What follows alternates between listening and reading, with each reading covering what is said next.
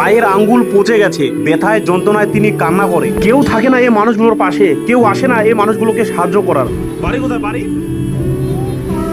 হ্যাঁ বাগডোগরা, বাড়িতে কেউ নাই? যদি আজকে এই মালিকের চিকিৎসা না করি, ট্রিটমেন্ট না করি, তাহলে এনার বড় সড়ো ক্ষতি হতে পারে। তাই তো কাকুর ট্রিটমেন্ট করতে আমরা চলে আসলাম। শিলিগুড়ি শহরের আশেপাশে গত 5 বছর থেকে এই মানসিক ভারসাম্যহীন মানুষগুলোর সেবার কাজ করে থাকি। এই মানুষগুলোর জন্য আমাদের সাপোর্ট করবেন, যেন আগামী সময়ে এই মানুষগুলোকে নিয়ে বেশি বেশি কাজ করতে পারি।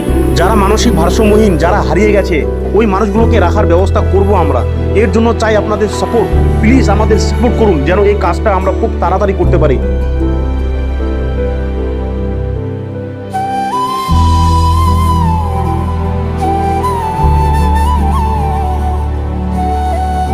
এমনটা বলেছিলাম, এই কাকুর চিকিৎসা করবো, কাকুর ট্রিটমেন্ট করলাম, আশা করি কাকুর ঠিক হয়ে যাবে।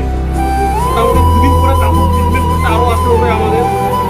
কাকুর অবস্থা হয়েছে, ঘায়ের অবস্থা খুবই খারাপ, আঙুল পুরো পচে গেছে। যতটুকু পারলাম কাকুর সেবার কাজ করলাম, আরও 2 দিন পরে এসে কাকুর ট্রিটমেন্ট করতে হবে।